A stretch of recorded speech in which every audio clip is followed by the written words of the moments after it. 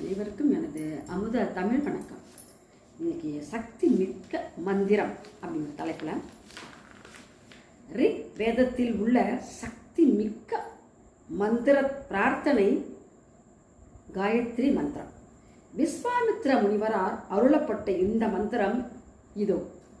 ஓம் பூர்புவஸ்வஹ தத் சவிதுர்வரேண்யம் भर्गो देवस्य धीमहि धियो यो न प्रचोदयात्.